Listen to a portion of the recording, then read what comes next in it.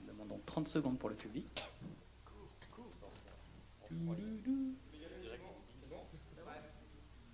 Ok. Eh ben, merci. Bonjour à toutes et à tous et bienvenue à cette table ronde qui ouvre cette journée, donc cette 4e journée du Festival Ludinam, 4e et déjà dernière journée.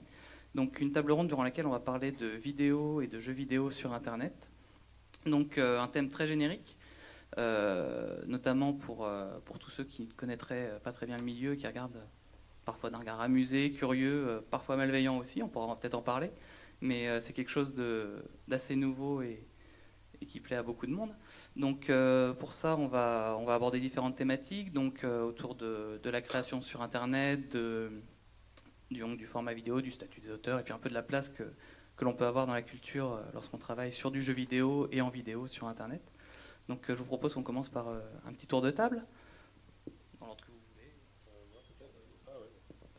Alors, bonjour à tous, moi c'est Willon, donc je suis let's player sur YouTube depuis 4 ans, ouais.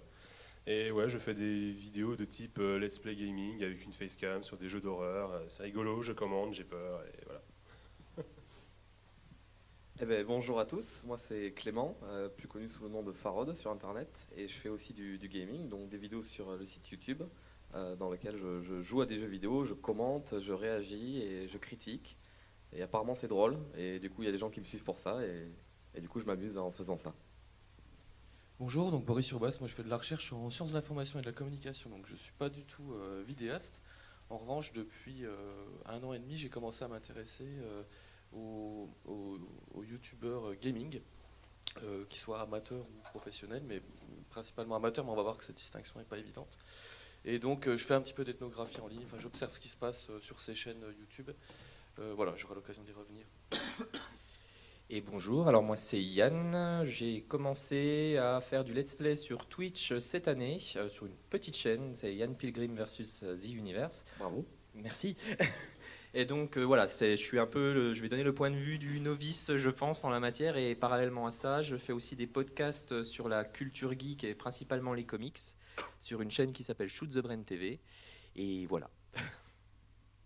Merci. Donc je me présente aussi rapidement. Donc, Valérian Guelpa, l'un des 5 coprésidents du collectif ludique byzantin, donc l'association qui organise Ludinam.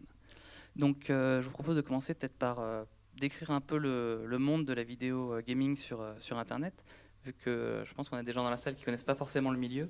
Donc rentrez peut-être un peu dans le détail de ce que vous pouvez faire et de ce que vous aimeriez faire peut-être, et parler un peu de votre personnalité aussi peut-être, parce que ça influe beaucoup sur le type de vidéo.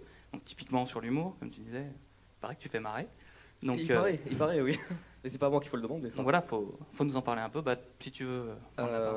Du coup, pour parler du domaine du gaming, en fait, la première chose à dire, c'est que je dirais que c'est extrêmement vaste, parce que c'est un des sujets qui est le plus abordé, déjà facilement, mais par le plus grand monde sur YouTube.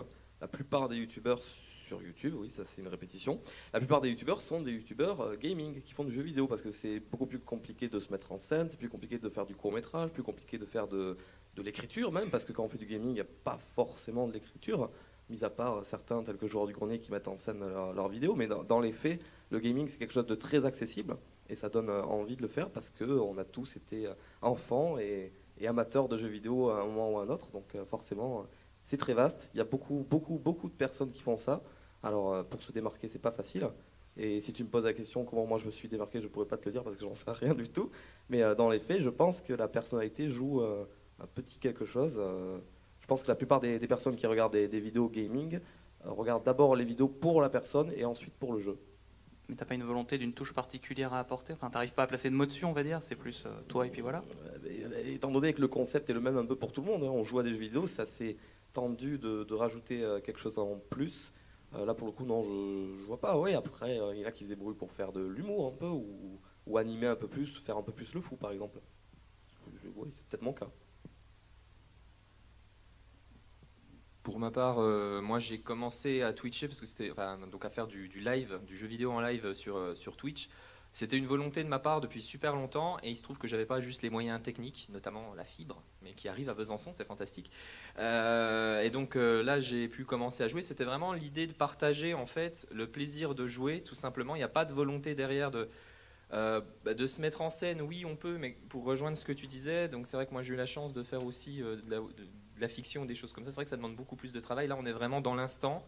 On partage, il y a des réactions à chaud. C'est ce que disait aussi Will quand il joue à des jeux d'horreur et qu'on saute, on sursaute. Moi, j'ai fait Resident Evil 7 en live, en découverte.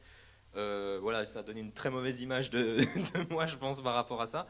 Et non, c'est vraiment l'idée de se dire que on partage en live avec des gens et plutôt dans la bonne humeur, quoi. Moi, je réfléchis pas trop en termes de mise en scène. Je me dis, il faut essayer d'y aller naturellement. Et après, ben voilà, comme tu disais, il y a des personnalités qui accrochent sur certaines personnes, pas sur d'autres. Je pense qu'il y a un panachage un petit peu. Les gens retrouvent leur compte. Maintenant, il y a plein de gens qui font ça sur Internet. Et puis, je pense qu'il y a la petite part de la vidéo qui va marcher plus qu'une autre, qui va faire que on va attirer la lumière sur une personne et que les gens après vont le découvrir et continuer à le suivre aussi par rapport à cette vidéo. Je pense que ça se tient aussi un peu à ça. Ouais, et du coup, sur Twitch, t'es désavantagé parce que t'as pas une vidéo sur laquelle tu peux tomber et qui fait que ta chaîne est voilà. Mais En après, c'est aussi une question de ce qu'on veut faire. Moi, c'est vrai que c'est pas foncièrement le but. Je le dis, c'est vraiment quelque chose que j'aborde comme un loisir que je partage avec des gens. Je suis vraiment dans l'optique très simple de si ça marche, tant mieux. Si ça marche pas, tant pis. Je joue, je m'amuse. Les gens qui me regardent s'amusent. Pour moi, c'est l'essentiel. C'est ce qui m'intéresse, moi. Et du coup, avec Twitch aussi, surtout vu que t'es pas très grand, Oui. c'est que tu as une proximité avec tes viewers. Ouais. Que même les grands Twitchers n'ont pas parce que du coup, le chat, c'est n'importe quoi. Et toi, tu as la chance de pouvoir discuter et tout et avec les gens et répondre directement aux questions qu'on te pose dans le chat et Ouais. interagir, quoi. On en parlait hier justement avec Boris. C'est très paradoxal en fait parce que y a des gens qui me suivent, il y a des gens qui m'ont suivi dès le début que je connaissais pas du tout et qui sont devenus très fidèles. Et donc on en discute des fois sur les lives parce que voilà, comme tu dis, c'est vraiment un dialogue qui est ouvert. Et il y a des personnes qui me disent non mais nous on voudrait pas que tu aies plus d'abonnés en fait parce que J'ai eu le même problème aussi, ouais. parce qu'on me dit après j'ai peur qu'il n'y ait pas cette interactivité, ce dialogue, cette proximité effectivement qui se noie dans la masse. Après, pour rester sur Twitch, moi je me suis intéressé un peu à ce que faisaient d'autres personnes. Je connais des personnes qui streament sur Twitch. Je pense notamment à quelqu'un qui s'appelle DJ Boucherie, qui est un Twitcher métalleux. Donc lui, c'est sa marque de fabrique. Il a beaucoup misé là-dessus et parce qu'il l'est, quoi. Hein, c'est sa personnalité. C'est quelqu'un qui fait des lives entre 300 et 500 viewers quotidiennement, 365 jours par an. Il a une chatbox qui défile de fou et il arrive à répondre à tout le monde. Alors, il a peut-être des très bons modos, je ne sais pas comment ça se passe, mais je pense que ça demande du boulot par contre, mais quand on a la volonté de faire les deux, on peut. Après, moi, j'avoue que je me complais très bien dans cette petite proximité, cette petite communauté, ça me va très bien.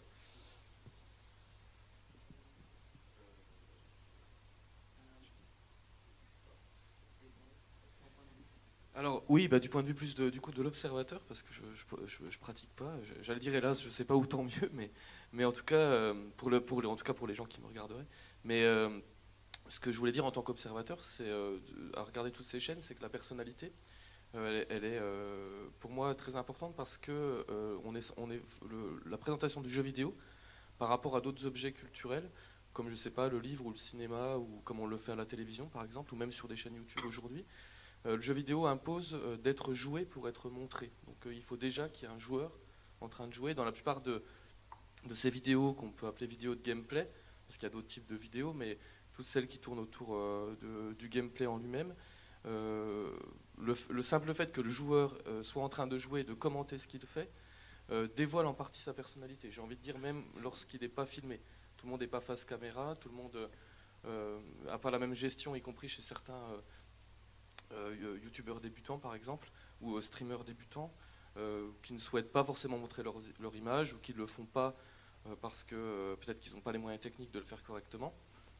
Finalement, la personnalité est là quand même, ne serait-ce parce qu'il y a une voix, il y a une parole, il y a une façon de parler du jeu, et il y a une façon effectivement de jouer, et le simple fait d'avoir à montrer un jeu et que l'énonciation, en quelque sorte, l'histoire du jeu se déroule, c'est vraiment la personne qui est derrière la manette qui va avoir cette responsabilité en quelque sorte. Et donc la façon de montrer le jeu dépend déjà en soi de cette personnalité. Même lorsqu'elle est effacée, justement, même si on n'a pas le face caméra, et même si dans certains cas les streamers, ça arrive sur Twitch, il y en a qui ne parlent pas beaucoup aussi, et sur certaines vidéos YouTube, parce qu'il y a la question de meubler quand les vidéos sont un peu longues par exemple. malgré tout, je trouve toujours qu'il y a une personnalité, même parfois à travers une volonté d'effacement. Il y a toujours ce qu'on appelle une image de soi, un ethos, une manière de se présenter au public qui peut être intéressante aussi ou pas, ou qui va plaire effectivement et qui peut être des fois effectivement clivante aussi. La personnalité passe aussi beaucoup par le montage. C'est pas forcément que la voix, etc. Je veux dire, même, je pense à un même rush qu'on donne à plein de youtubeurs, ils vont chacun monter d'une manière différente, ça va faire autant de vidéos différentes que de monteurs en fait. Et ça va donner une personnalité à la vidéo qui est propre. Et c'est ça que Squeezie est très fort par exemple, que c'est son montage qui fait en grande partie, et aussi lui évidemment, mais ça fait une grande partie de sa réussite, quoi. Mais justement, on se pose la question maintenant de ces grands youtubeurs qui n'ont plus le temps de monter leurs propres vidéos, qui engagent des monteurs. Est-ce que vous trouvez pas, enfin, je demande votre avis, est-ce que vous pensez pas qu'ils perdent du coup un peu de personnalité dans leurs vidéos en donnant ce travail de montage à quelqu'un d'autre? Alors, Tel que ouais. Squeezie, du coup, Oui. depuis quelques temps. Il a embauché un monteur à sa place. Alors moi je parle aussi par rapport à, j'ai une petite expérience du montage aussi effectivement, je pense que il y a quelque chose que tu as dit qui est tout à fait vrai, c'est que le montage c'est dans une vidéo c'est énormément de choses, c'est le rythme, c'est une volonté de mettre au premier plan certains points ou de mettre d'autres en arrière-plan. Et puis même tout ce qui est texte Bien sûr, par-dessus, etc. l'habillage effectivement. Les mèmes que tu mets, tout ça. Moi, ce que je pensais à ça, justement, c'est vrai qu'il y a aussi le degré de qualité, quelque part, de la vidéo. Il y a des personnes qui font des let's play, bon, bah, ils s'embêtent pas à faire de l'habillage, de la mise en scène, d'un générique, un jingle. Ça joue énormément. Et du coup, c'est vrai que par rapport au montage, alors après, je pense que c'est la rançon de la gloire aussi, c'est-à-dire que si quelqu'un qui vraiment se professionnalise et doit être, je pense, gérer plusieurs fronts à la fois, nécessairement, il doit, je pense, déléguer. Après, le montage, pour moi, ouais, c'est quand même quelque chose de super important. Si j'étais youtubeur prolifique, je pense que je me sentirais un peu dépossédé. Mais après, est-ce qu'il vaut mieux pas céder une partie et pouvoir continuer à faire des vidéos régulièrement? Je pense que chacun... C'est tout un débat. Ben oui, je pense que chacun aura une réponse différente, à mon avis. Mais on n'est pas proche du milieu du cinéma, du coup, où tu te compares plus à un réalisateur, présentateur, et tu laisses tout le reste. Ça peut avoir une... Enfin, il y a le côté artistique quand même, la création. Je pense que de voir. toute façon, vidéaste sur le web, que ce soit principalement youtubeur, tu as 50 casquettes, tu fais énormément de choses. Il y a beaucoup de gens qui pensent, je pense à tort, que c'est facile, on se met en avant, sur une caméra, on montre, on raconte n'importe quoi et on fait du buzz, et puis après il y a des gens qui en vivent. Alors déjà pour en vivre, je pense qu'on parle vraiment d'une minorité, à mon avis, c'est très bien pour les gens à qui ça arrive, hein, mais c'est compliqué.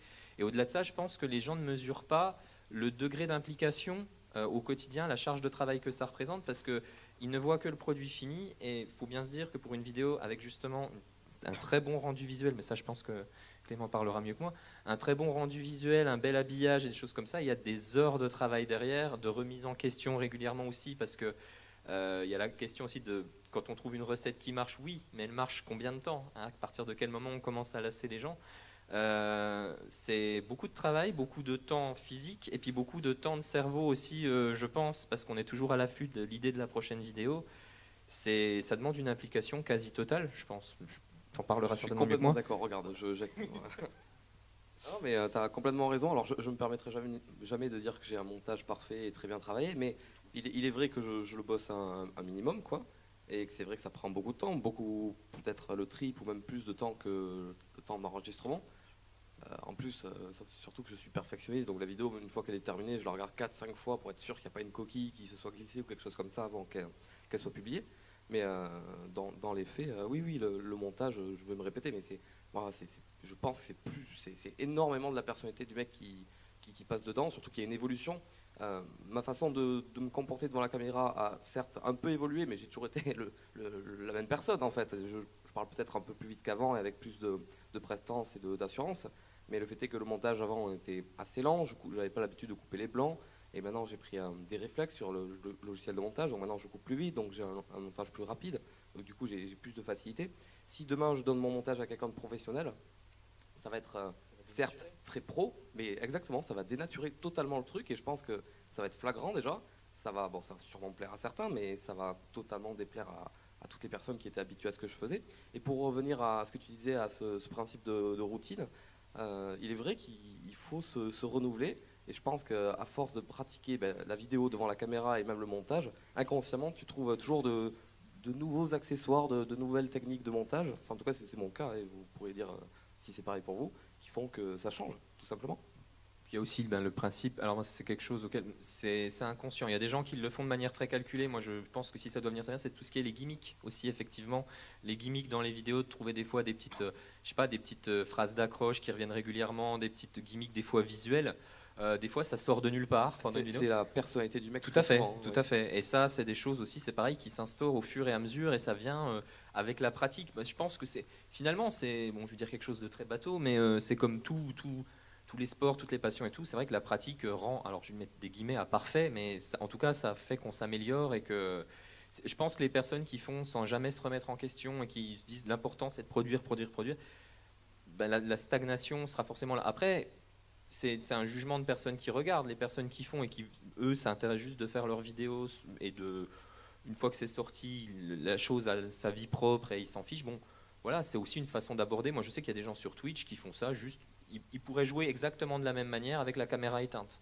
C'est juste, ils se disent, j'ai la possibilité de le faire, je le fais. Voilà. Moi, c'est vrai que. C'est pas parce que les autres le font aussi? Je pense qu'il y a de ça aussi. Je pense qu'il y a aussi. Alors, moi là, je fais un petit aparté. J'ai travaillé en milieu scolaire pendant 2 ans. Et une matinée, en fait, je devais tenir une classe en attendant qu'un professeur remplaçant arrive. Et j'ai posé des questions banales parce que je ne suis pas du tout habilité à être enseignant. Et j'ai demandé donc aux gamins qu'est-ce que vous voulez faire plus tard? Et c'est là que je me suis pris un coup de vieux dans la tronche parce qu'il y en a environ 5 qui m'ont répondu je veux être youtubeur. Et je me suis dit c'est vrai qu'il y a quand même aussi un effet de mode. Et je rebondis sur ce que j'avais dit. C'est vrai qu'il y a des fois en regardant la vidéo on se dit bah, c'est pas compliqué, c'est facile, il suffit de lancer une caméra, de faire un truc. Et ce qui est drôle c'est qu'il y a des gens qui sont très frustrés de ça parce qu'il y a des gens qui lancent une vidéo en se disant bah, je vais faire comme machin et puis ça va forcément marcher. Et c'est des fois aussi un petit peu la désillusion. Donc il y a la question des attentes aussi de la personne qui se lance là-dedans. Moi, c'est vrai que j'ai la chance d'être parti avec cette attente de me dire, voilà, si ça marche, c'est bien, si ça marche pas, tant pis. Mais il y a des gens qui le prennent très mal parce que justement, ils partent avec cette fausse conception que c'est facile. Et c'est pas facile. Je dirais pas qu'il y a une recette. Il y a une grosse part d'aléatoire et aussi de chance, quoi, dans le succès. Et je pense que ça, même les gens qui sont aujourd'hui au top sont capables de dire alors il y a du travail mais il y a peut-être eu voilà comme je disais la petite vidéo qui a buzzé, la chose qui a lancé tu passes du jour au lendemain de 500 abonnés à 3000 et puis après ça ne fait que grimper quoi. Ouais, mais je crois qu'on se rend pas bien compte quand on n'est pas dans le truc de la masse de travail que représente une vidéo. Moi je me souviens quand j'avais commencé ma chaîne, la première journée j'avais passé à régler les codecs, savoir comment exporter correctement ma vidéo pour qu'elle s'affiche bien sur YouTube et ça m'avait pris un temps fou. Et puis à tous les niveaux on a des problèmes. Enfin, moi, je pense que Farod, tu as le même problème que moi au jour le jour, quelle vidéo on va faire, quel jeu. Parce qu'on est là, genre, oui, mais il faut un jeu qui se transcrit bien en vidéo. Et il y a tellement de jeux sur Internet, lequel va bien faire une bonne vidéo, lesquels sont banals. Il y a plein de bons jeux, mais en vidéo, ça ferait pas une bonne vidéo. Le jeu est bien, mais c'est pas très intéressant. Enfin, c'est compliqué, quoi. Et déjà, rien que la recherche de jeux, ça prend une partie de la journée considérable. Et puis s'assurer qu'il marche, parce que tu le télécharges, ça marche pas, machin, tout ça. Enfin, des problèmes à tous les niveaux, c'est simple. Il n'y a rien qui marche sur des roulettes à chaque fois. Totalement d'accord. Et sur Twitch, c'est encore plus particulier parce qu'il y a la gestion du fail en direct. Alors... Mais ça, c'est marrant, ça crée justement des moments génial. qui font que moi, j'avais voit quitter vraiment, etc. J'avais même pensé à instaurer un compteur de fail sur mes vidéos, aussi bien dans le jeu en lui-même que dans les pins techniques. Et ça, c'est vrai que ça arrive assez souvent. Mais je rebondis juste sur ce que tu as dit par rapport au choix du jeu. Moi, c'est vrai que j'ai des fois des demandes et je lance des idées comme ça parce que moi, j'aborde vraiment, je teste énormément de concepts et tout. Et j'ai des gens qui m'ont dit, ouais, il faut que tu fasses des point and click. Et donc c'est les fameux jeux d'aventure où vous devez ramasser des objets, parler aux interlocuteurs pour faire avancer une intrigue. Et il y avait même des gens qui me disent qu'il faudrait que tu fasses les jeux Telltale, qui sont très... Alors, je me suis dit, moi j'adore les jeux Telltale, c'est super. Par contre, en termes de live, c'est-à-dire que comme ça parle tout le temps dans le jeu, moi je vais avoir une marge d'implication qui est très minime. Et alors je sais pas, il y a des gens, comme tu disais, qui aiment bien peut-être les youtubeurs, les streamers qui parlent moins pendant leur jeu. Moi, je sais que les gens me suivent parce qu'ils aiment bien quand je pars en live sur d'autres trucs ou voilà. Et résultat des courses, je me suis dit, du coup, moi, je vais prendre moins de plaisir. Du coup, ça va se ressentir et du coup, ça va être une mauvaise vidéo. Alors ça m'arrive d'en faire des point and click, mais je fais ceux où il y a quand même un peu d'action et il y a une part de scénario, on a le temps de rebondir. Mais sur les Telltale où l'action est quasi non-stop, c'est pas possible. Moi, j'ai fait les Telltale, j'en ai fait pas mal sur ma chaîne. Mais je crois que je me débrouille pas trop mal pour commenter par-dessus les cinématiques et tout. Et c'est vrai que c'est dur de trouver, genre, les personnages parlent pas, hop, je cale une réplique et tout.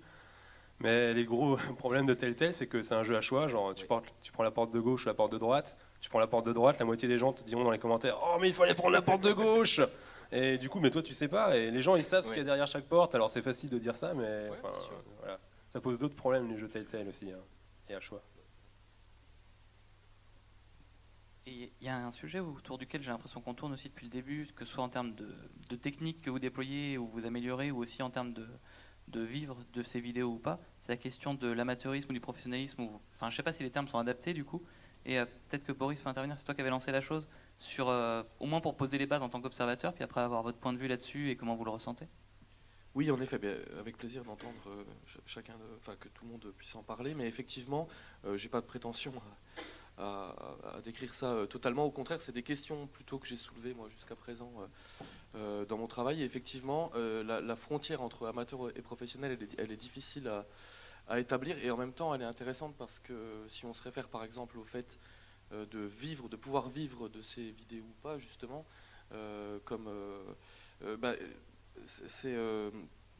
ça a un impact effectivement important sur la manière dont on va pouvoir travailler aussi ces vidéos. Je pense notamment simplement au montage. Merci d'avoir souligné ça. Je trouve ça très intéressant, le fait que la personnalité vienne aussi du montage. Et moi, par exemple, je me suis intéressé, alors je ne l'ai peut-être pas précisé tout à l'heure, mais uniquement à des vidéastes qui font du rétro gaming, et donc des jeux anciens. Et en fait, c'est beaucoup dans ce que je constate. Par exemple, si je devais essayer de dire qu'est-ce qui définit le vidéaste amateur, par exemple, au premier plan, ce sont les contraintes personnelles. J'en ai interviewé un certain nombre aussi.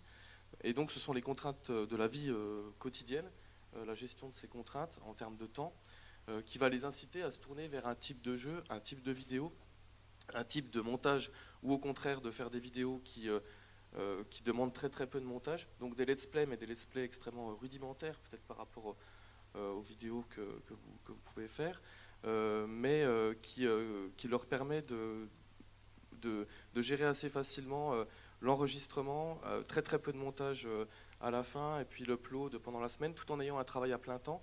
Pour certains, une vie de famille. Alors ils sont youtubeurs rétro, il y en a qui ont 40, 45 ans, donc c'est encore peut-être une autre approche. Et donc il y a notamment cette gestion de la vie quotidienne. Et puis d'autres contraintes. Alors après, je sais pas, j'aurais peut-être d'autres choses à dire par rapport à la différence amateur-professionnel. Mais effectivement, ce serait intéressant de savoir comment vous percevez ça aussi.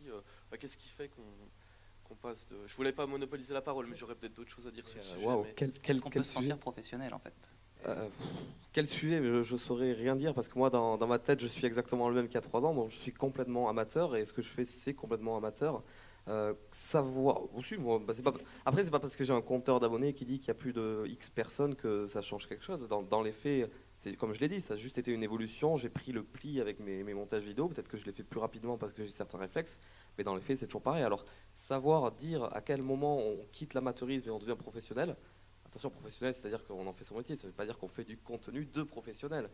C'est hyper compliqué. J'ai aucune réponse là-dessus. Je dirais que je te rejoindrais sur le temps. Ouais, ça serait plus ça. À partir du moment où un vidéaste commence à envisager de démissionner de son travail, ou d'arrêter ou mettre en pause ses études pour faire une année sabbatique de manière à se consacrer à ça, qui est une passion finalement, hein, comme quelqu'un qui se serait mis à 100% au sport.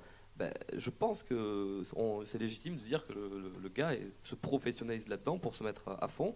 Et si en plus de ça, derrière, il y a un salaire, il y a forcément ce côté de métier qui arrive et qui donne cette impression que le mec, c'est sérieux ce qu'il fait, quoi.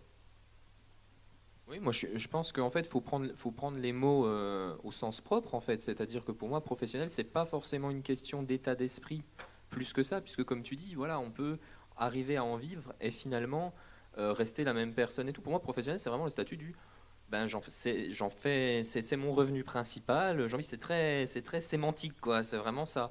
Et puis il faut pas oublier qu'amateur, à la base, voilà, c'est pas un terme du tout péjoratif, hein. La racine, alors j'ai des vieux souvenirs de latin, c'est-à-dire on aime ce qu'on fait, quoi. C'est quelque chose qu'on aime.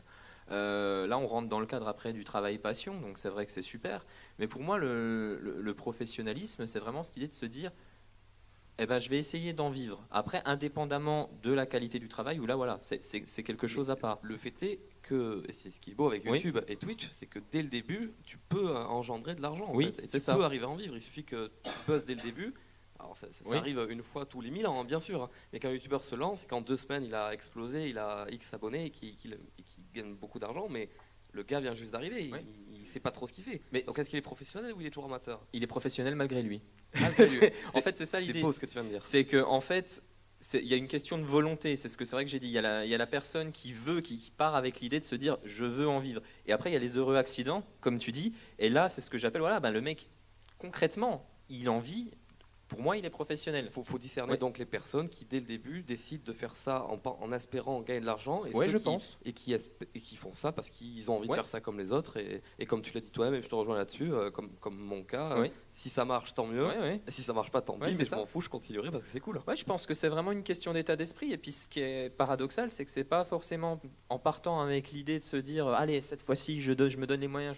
Bon, ouais, comme il y a ce facteur chance, c'est pas forcément ces gens-là qui ont le plus de chances d'y arriver, parce qu'on peut bosser comme des malades se démener si tu plafonnes à 10 Et on le vues. voit. Et on Ah le oui, voit. ça se Il y en a voit. qui font du travail de fou furieux Ouais. en termes de qualité qui malheureusement ça perce pas des masses. Alors moi je vais prêcher pour ma paroisse, mais je m'extrais un peu de Shoot the Brain. C'est un petit collectif que j'ai rejoint il y a 2 ans, qui a fait de la web série et qui fait aujourd'hui voilà, des podcasts principalement sur la culture comics. Il y a une patte technique, je le dis parce que c'est pas moi du tout qui m'en occupe. Il y a une patte technique qui est vraiment super classe dans les commentaires. Ce qui revient le plus souvent, c'est on comprend pas que vous soyez moins bien classé que certains youtubeurs comics qui font ça avec une GoPro dans leur salon. Qui, par exemple, je donne un exemple très concret, on faisait une chronique qui s'appelait Comics Universe où en gros on faisait le résumé et la critique d'un album de comics. Notre monteur, Damien, s'embêtait à scanner les pages du livre pour faire à l'écran, donc la page qui bouge, tout ça, machin. On plafonnait grand max, sur une vidéo en 1 mois et demi, on plafonnait à 2000 vues, ce qui n'est pas grand-chose par rapport à d'autres. On a vu un YouTuber qui, lui, était devant sa GoPro, prenait son comics papier, il mettait le comics devant la GoPro pour montrer les pages, le mec a cartonné. Alors, est-ce que ça vient du concept? Et ça fait partie, je pense, de ces choses qu'on ne maîtrise pas. Parce qu'on va parler forcément, certaines personnes vont apprécier tes trucs, on ne sait pas ce qui va cartonner. Et je pense qu'il y a toujours un terrain d'expérimentation, c'est ce qu'on disait tout à l'heure, où il ne faut pas avoir peur d'essayer, mais ça fait partie de ces données qu'on ne maîtrise pas et qui fait que du jour au lendemain, ben voilà, on peut devenir pro ou pas, malheureusement. D'ailleurs, c'est peut-être ça aussi sur YouTube, c'est que les gens, ils aiment bien aussi quand ça fait un petit côté amateur. Des fois, quand tu fais trop pro, les gens, ils préfèrent une chaîne qui fait un peu plus amateur, même si c'est la même chose, en fait. Parce que du coup, ils sentent qu'eux, ils pourraient faire peut-être la même chose, etc. Alors que quand c'est trop pro, ça les intéresse moins, du coup. C'est la question de la proximité. Je disais tout à l'heure pour Twitch, je pense que ça relève exactement de la même chose. Ouais. Je me permets juste un petit mot par rapport à ça. Effectivement, je trouve intéressant. Enfin, on ne connaît pas bien le public. C'est une des prochaines étapes de mon travail, je l'espère. C'est d'essayer d'interviewer des gens et d'enquêter, de faire des questionnaires auprès de gens qui regardent des vidéos gaming, notamment des vidéos rétro gaming dans mon cas, mais des vidéos gaming en général. Et c'est... je suis en train de me perdre dans ce que je voulais dire. On en était... Bon, bref, je voulais parler de toujours rester sur cette distinction amateur-professionnel. En tout cas, comment on perçoit ces vidéos, ça me revient. Comment on perçoit ces vidéos, et notamment le fait que, justement, ce que tu disais à l'instant, le fait qu'on aime que ça fasse amateur. Ça, c'est vraiment intéressant parce que, effectivement, le format de la vidéo, la forme, la gestion du montage et puis la manière dont, j'imagine, vous dérochez et dont vous allez réutiliser peut-être des choses qui pourraient, auparavant, qu'on n'aurait peut-être pas utilisées dans un montage audiovisuel.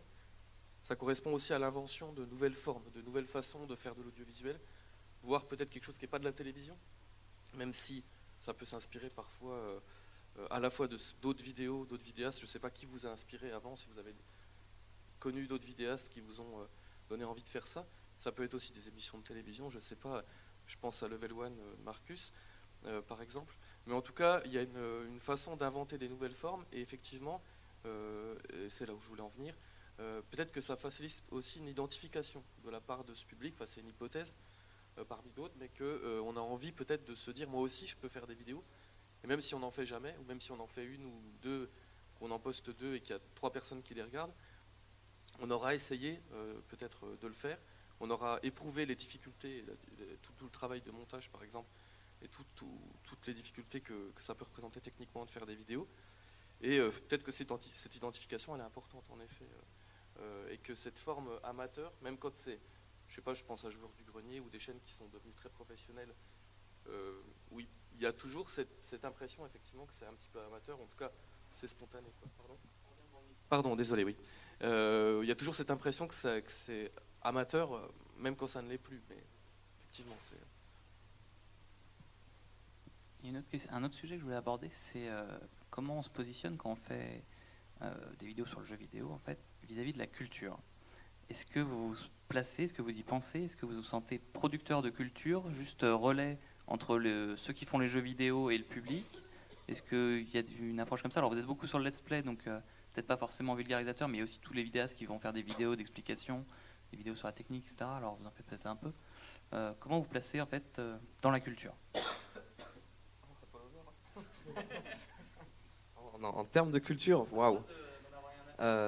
Le fait est que dans mes vidéos, non, c'est pas basé là-dessus. Moi, c'est surtout du divertissement et beaucoup d'amusement. Donc, en termes de culture, ça vole pas haut. Mais à ce niveau-là, moi, je fais toujours en sorte. Bon, attention, parce qu'il y a des fois, je peux m'emporter. Mais toujours, je fais en sorte de rester un minimum poli, de pas me laisser emporter, ou du moins au montage couper tout ce que j'estime qui ne devrait pas apparaître dans la vidéo, et laisser toujours passer de bons messages et faire en sorte de donner une bonne image en espérant que derrière moi ça suive. Après, quand je parle de culture, je parle au sens vraiment large, c'est culture pop, quoi. C'est le fait de pas la culture. Voilà. J'ai pas compris. Je me doute que tu fais pas des beaux-arts dans tes vidéos. J'ai un peu suivi le truc. Voilà. Non, la culture vraiment au sens très large. Est-ce que tu te sens t'es une icône culturelle, ou est-ce que à partir du moment où on pose une vidéo sur YouTube, on commence à être un relais culturel? Est-ce que vous y pensez? Alors, en termes généraux sur YouTube, oui. À titre personnel, non. Mais YouTube est un bon tremplin pour faire mettre en avant des délires en général ou des choses de la culture populaire, ouais. Mais du coup, indirectement, tu fais découvrir des jeux aussi à tes abonnés. C'est ça le truc. C'est que tu joues à un jeu qui sort, c'est une énorme visibilité pour ce jeu, quoi. Oui. Oui. Que tu le veuilles ou non. Dans les faits, c'est ça. Mais en fait, quoi que je cite ou quoi que je parle dans mes vidéos, je promouvois sans le vouloir, en fait. Hein.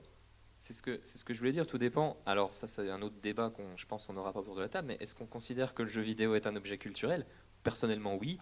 Quand on voit le budget de développement d'un jeu aujourd'hui ou les choses comme ça, des fois le cinéma peut aller se rhabiller.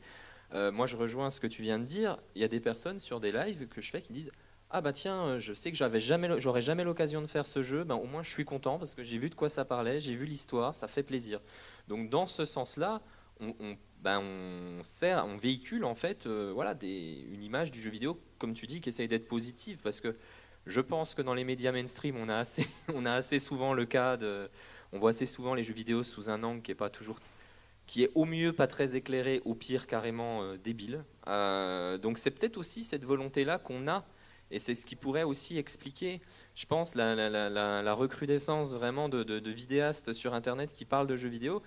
On a tous tellement été frustrés, on est tous tombés sur ce reportage une fois de M6 ou de TF1 où on voyait des joueurs qui passaient pour des personnes renfermées sur elles-mêmes, violentes, l'éternel débat à chaque GTA qui sort, je vous l'épargne. Je pense qu'il y a aussi cette volonté-là peut-être de promouvoir, alors, je ne sais pas si on parle de culture, mais peut-être une image plus juste que ce à quoi les médias mainstream nous ont habitués, de se dire vous voyez, on peut jouer à un jeu vidéo violent et rigoler, et je vais pas sortir demain et m'énerver sur des gens. Tu banalises la violence. Ouais, je sais. C'est vrai que surtout quand je joue à The Secret of Monkey Island, les duels à l'épée où on balance des insultes, c'est d'une violence rare.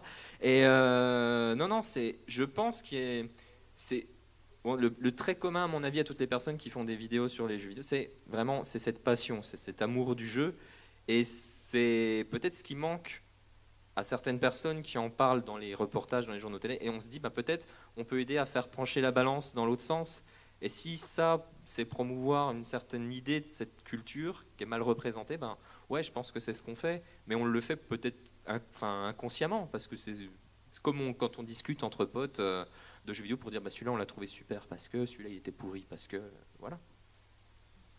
Il y a aussi un autre truc que je pense comme ça, c'est qu'on fait beaucoup de petits jeux gratuits et tout, qui on sait très bien qu'une semaine après on va plus en entendre parler. Du coup ça fait que c'est très éphémère, mais quelque part aussi ça pousse les gens à créer des petits jeux, tu vois. Enfin, il y a un nombre incalculable de jeux et même de sites, GameJolt, itch.io, tout ça qui n'existait pas avant, et c'est des sites où les gens posent des petits jeux gratuits qui, je pense que YouTube a beaucoup aidé les let's play à ce que les gens font des petits jeux, etc., en se disant oh, j'aimerais tellement que mon let's player favori y joue, etc. Et ça joue énormément aussi. Hein. Moi, j'en suis pas au stade où on m'a proposé des jeux. Comme je travaille en parallèle en bénévole sur un site internet, je teste des jeux. J'ai eu l'occasion de tester il n'y a pas longtemps un jeu qui a le titre le plus vendeur du monde par rapport à son contenu. Ça s'appelle The Sexy Brutal. Et ce n'est ni sexy ni brutal.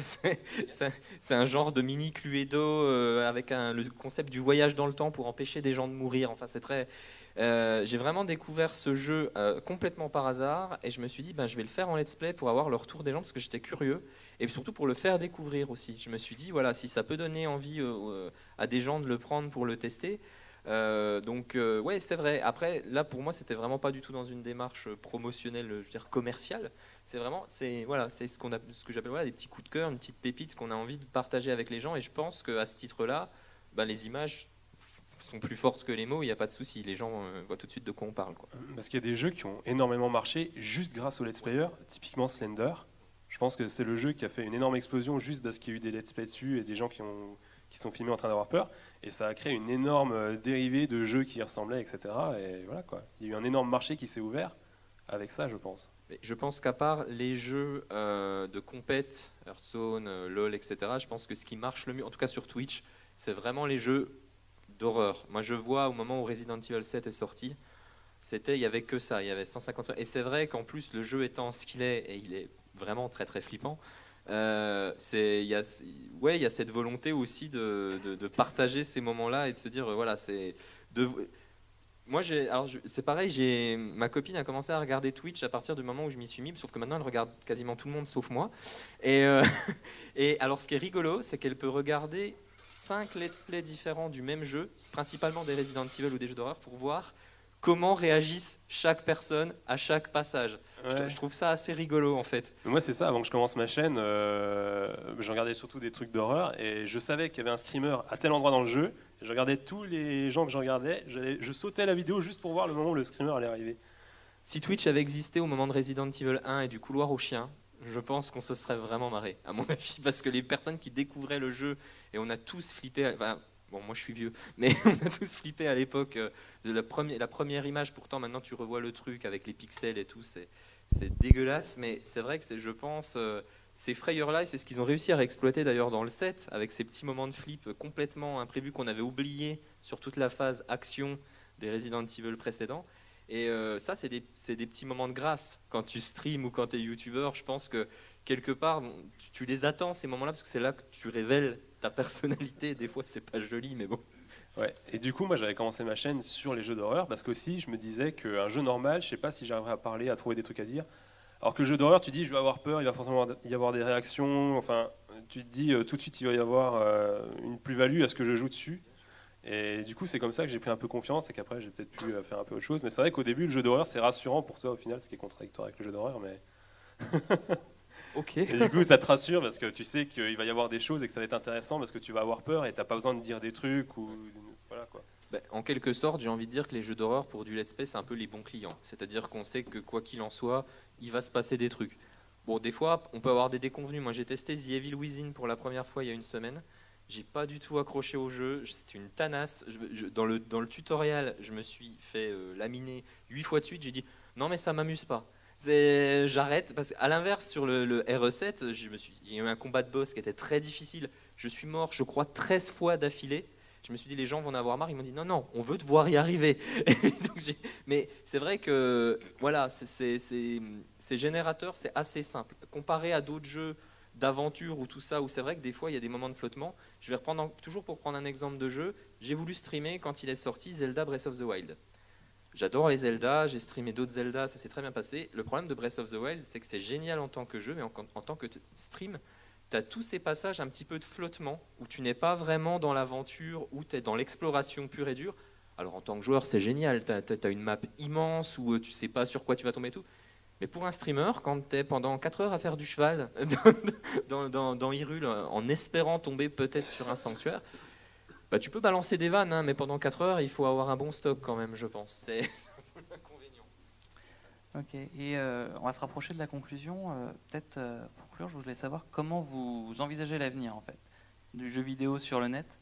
Vous voyez déjà vous personnellement continuer là-dedans, puis de manière générale, c'est quelque chose qui monte, on va dire depuis Level 1 en France, mais c'est quelque chose qui continue à monter.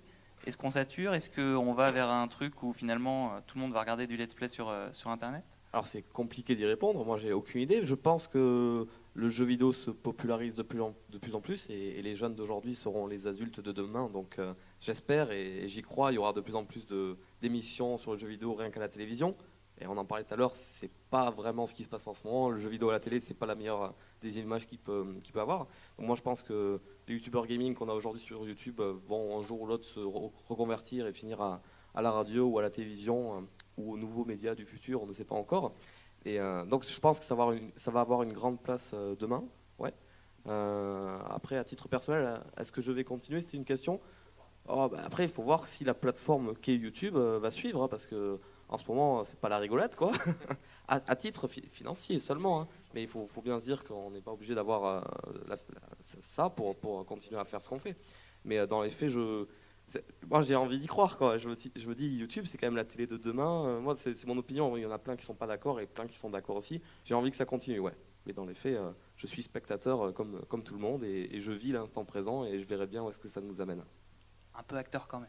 Oui, un peu acteur dans les faits, mais je suis aussi un abonné, moi. Je suis abonné à énormément de chaînes et je suis d'abord viewer avant youtubeur, hein. Ça a été le cas pendant longtemps. Moi, je pense qu'on est, comme tu disais, on est tributaire de la popularité du jeu vidéo. Ici, il y a bien une chose sur laquelle je peux miser tout de suite, c'est qu'à mon avis, le jeu vidéo est encore là pour très longtemps, passionne énormément de monde. On parlait de l'image que ça avait, il y a quand même malgré le fait, la représentation dans les médias, il y a de plus en plus de gens qui, ça y est, ils se disent, mais peut-être en fait c'est un art le jeu vidéo en fait. Et oui, c'est un art. Donc je pense que la popularité du jeu vidéo ne fait que croître. Et du coup, je pense qu'il y aura toujours du public pour regarder du let's play, du podcast. Ça, là-dessus, en termes le regard du public, honnêtement, je me fais pas de soucis. À titre perso, moi, c'est vraiment, comme je dis, c'est vraiment un passe-temps qui repose sur la passion. Donc je pense que tant que j'aurai... C'est pour ça que par exemple, moi, j'ai pas encore établi de calendrier de stream, de me dire je stream tous les soirs. Ça marche vraiment au coup de cœur. Et Twitch permet ça, puisque ça permet de notifier les gens quand on est en live. Pour moi, c'est vraiment une question de passion. Et tant que j'aurai des choses à dire, tant que j'aurai des jeux à montrer et envie d'échanger avec les gens, il y a un petit truc que j'ai pas dit, je voulais dire ça. Pour moi, je fais le parallèle avec Twitch. Moi, ça me renvoie vraiment à quelque chose de l'enfance et de l'adolescence où on était 4-5 sur un canapé à jouer à un jeu vidéo, mais il n'y avait qu'une seule manette et tous les gens autour partageaient, échangeaient des anecdotes. C'était vraiment ce côté, le côté un peu convivial du jeu vidéo qu'on a tendance à oublier, même quand c'est du jeu solo, on échange, on balance des choses.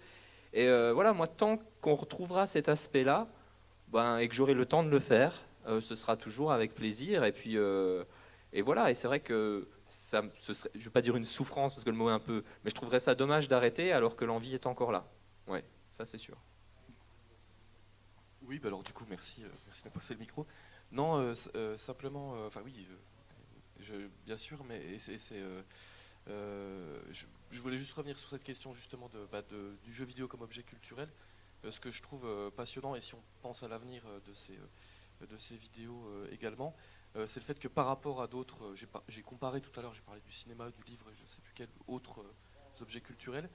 Ce qui est impressionnant, c'est qu'on part quand même d'une activité dite de réception, c'est-à-dire que pour pouvoir faire de vidéos, je l'ai dit, donc il faut être joueur évidemment, mais derrière cette évidence, il y a le fait qu'on donne une parole dans l'espace public, une place importante à la parole de gens qui sont au départ des consommateurs. Je ne dis pas du tout de manière péjorative, mais c'est un objet culturel qui vient des industries culturelles.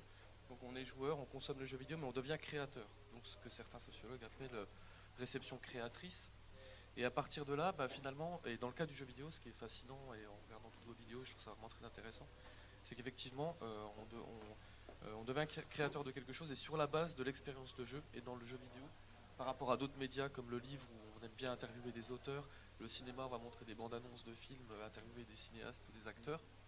Dans le jeu vidéo, la médiatisation du jeu vidéo passe énormément par les joueurs qui deviennent vidéastes. Et je pense que c'est pas prêt de disparaître. J'ai l'impression que c'est pas prêt de disparaître, que ça fonctionne bien. Peut-être que ça va peut-être même se répandre entre guillemets dans d'autres médias, parce qu'il y a maintenant il y a des youtubeurs sur le livre par exemple qui s'inspirent des codes, qui reprennent les codes, notamment des youtubeurs gaming. Je connais un vidéaste qui fait des vidéos de philosophie des sciences et qui reprend les codes de youtubeurs gaming. C'est assez impressionnant pour parler de philosophie des sciences. Et donc voilà, c'est la place de l'expérience du joueur. En tout cas, je pense que ce sera intéressant de continuer à observer, pour vous j'imagine de continuer à créer, mais aussi de continuer à voir comment on fait aussi, on participe effectivement à cette culture. Et, il y aurait plein d'autres choses à dire. Oui, moi je pense qu'il y a toujours autant d'avenir et que ça restera comme ça toujours. Qu'il y aura toujours des gens qui se diront quitte à jouer à un jeu, autant que je me filme, c'est toujours ça. Et donc même s'il y a des youtubeurs qui sortent, il y en aura toujours qui rentreront, il y en aura toujours qui arriveront à créer une communauté avec leur personnalité et que ça marchera, quoi. C'est inépuisable comme ressource, je pense, tout simplement. Il y aura toujours autant d'offres que de demandes, et voilà. Si j'en crois les élèves d'école primaire avec qui j'ai bossé, oui, il y a déjà la future génération est déjà prête, il n'y a pas de souci, ils sont déjà opérationnels. C'est sûr, mais je ne pense pas que ce soit juste un effet de mode ou de génération. Je pense que c'est un truc qui a démarré et qui sera là pour quasiment toujours, quoi. Je crois que, pardon, il y a une fiche métier, je crois sur le site du Parisien, une fiche métier youtubeur, et je crois qu'on attend celle de l'ONICEP, est très attendue. Je pense notamment pour les métiers de l'orientation. Voilà. Merci, c'est une belle conclusion. Alors on a le temps pour 2-3 questions du public, si vous le souhaitez. Donc je ne crois pas qu'on ait de micro mobile, donc on va reformuler la question dans la réponse. Donc, est-ce que vous avez des questions? Oui.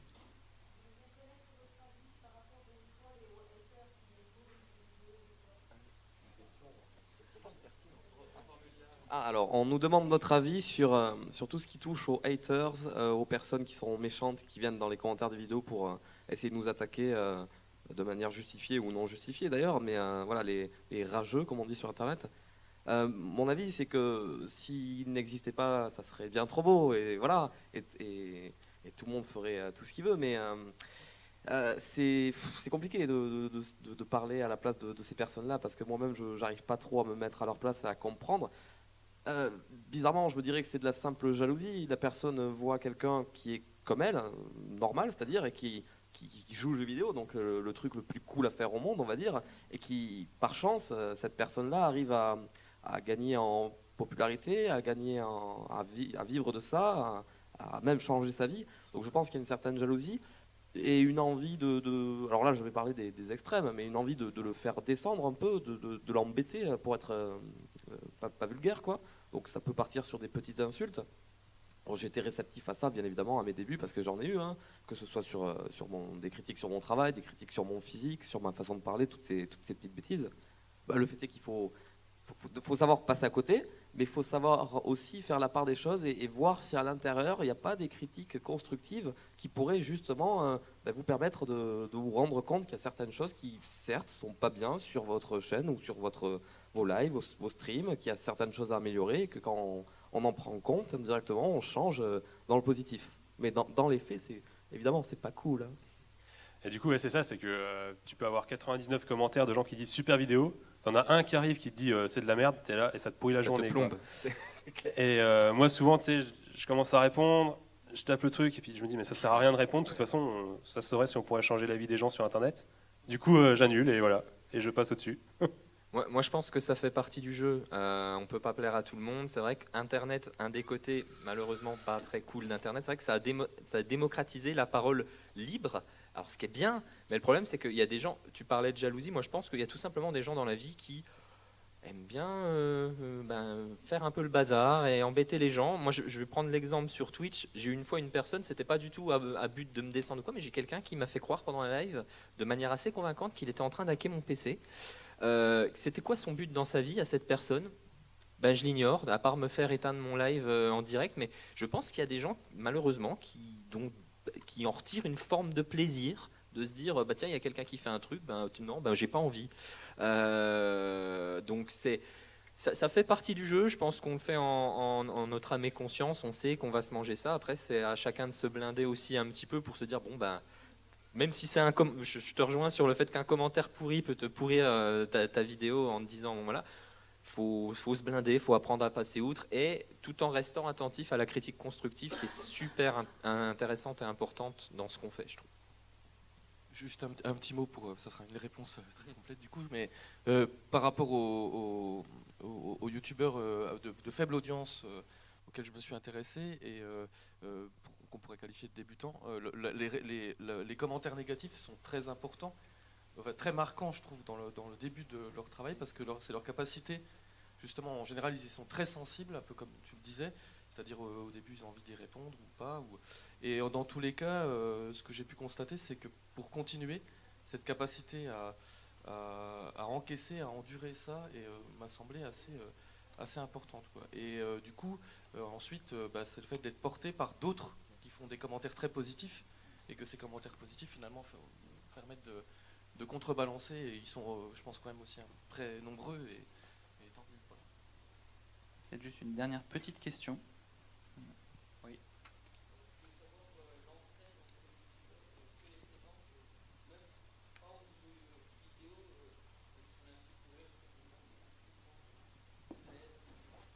C'est cool, c'est une note positive plutôt que de parler des trolls. Donc l'entraide entre youtubeurs. C'était une bonne question aussi, les trolls et tout ça. Alors du coup, on nous demande si sur YouTube en général, c'est chacun pour sa pomme, ou si jamais il y a de l'aide entre les youtubeurs. Ben, le fait est que c'est comme pour tout finalement dans la vie, alors, sans parler du piston forcément, mais tu es dans une boîte, tu as des collègues, si tu es pote avec eux en général, voilà, ils te proposeront leur aide et tout.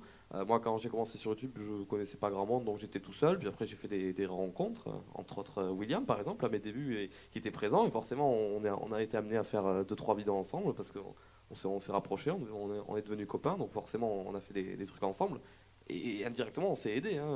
Tu m'as fait de la pub, je t'ai fait de la pub, mais sans le voir. Hein. Oui. C'est indirect, on s'en rend pas compte, mais c'est une aide.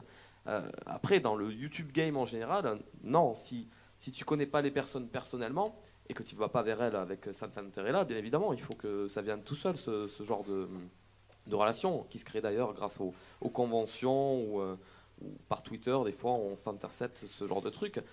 Et encore, ça peut ne pas amener à de l'aide, mais on n'est pas non plus dans l'optique de s'entraider. En fait, c'est chacun va à son rythme, chacun n'a pas forcément enfin, du moins c'est mon cas, et c'est pareil pour d'autres, on n'a pas forcément cette envie d'être aidé, on a envie d'être, voilà, de flotter, de se laisser couler, de voir où ça nous mène. Parce qu'après, j'ai déjà vu des youtubeurs qui se sont fait aider, très pistonnés, qui ont beaucoup marché, et qui n'ont pas réussi à suivre, parce qu'ils n'ont pas réussi ils n'ont pas vécu le truc au rythme normal, en fait, progressivement. Ça a explosé d'un coup, et les mecs, ils se sont, ouais, ils n'ont pas su gérer, ils se sont laissés submerger par ça, et ça a été une catastrophe, et du coup, ils sont repartis, quoi. Donc, après, il y a de l'aide, il y a de l'amitié, comme dans n'importe quel milieu, il y a des liens qui se créent, mais c'est quelque chose de naturel qui doit se faire.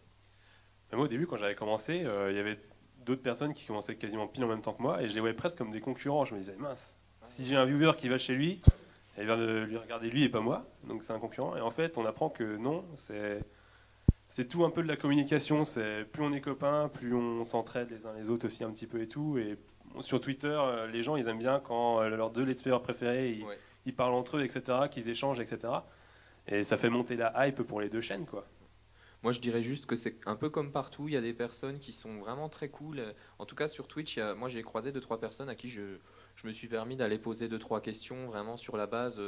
C'est le Twitcher que j'évoquais tout à l'heure, DJ Boucherie. On m'a dit il est super accessible et tout. Envoie-lui un message. Je lui ai envoyé un message pour lui poser 2-3 questions basiques, même sur la config, sur des trucs, mais vraiment de débutants.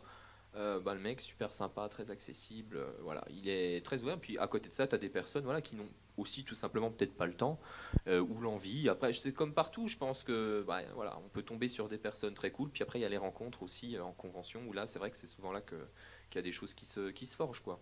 Mais globalement, moi, de ma courte expérience pour l'instant, j'ai trouvé que c'était plutôt bienveillant, en tout cas. Oui, dans ce que j'ai pu voir simplement, c'était aussi l'entraide, effectivement, tous les aspects techniques. Pour démarrer, c'est notamment la technique qui est importante. Et il y a certains youtubeurs connus ou moins connus, d'ailleurs, ou pas connus du tout, de toutes diverses audiences, mais qui font des tutoriels et qui proposent des tutoriels pour apprendre à faire des vidéos, et même des gens parfois, certains très connus. Et voilà, ça fait partie de ces formes d'entraide aussi, la technique. J'aimerais juste citer du coup, et oui, tu as totalement raison sur les tutos, je citerai une vidéo qu'a fait Antoine Daniel sur sa chaîne secondaire, 20 conseils pour débuter sur YouTube, pour être youtubeur. Mais c'est genre peut-être la meilleure vidéo, c'est la vidéo de base à regarder avant de faire quoi que ce soit, parce que le mec il a tout dit, quoi, il a tout expliqué. Et c'est vrai, ouais, dans les faits, il y a beaucoup de tutoriels pour que ce soit même montage vidéo. Combien on a de tutos sur Sony Vegas, sur After Effects, tout ça, pour Photoshop. Oui, dans les faits, finalement, oui, je n'avais pas vu ce côté-là, mais c'est vrai que indirectement aussi, les gens ils aident les autres sans le vouloir et de manière anonyme, ils aident énormément, quoi. Bon, on conclura en citant Antoine Daniel, donc je pense qu'on est bon. Sur ce, merci pour tout, on va s'arrêter là, donc merci à vous. Merci et merci à vous.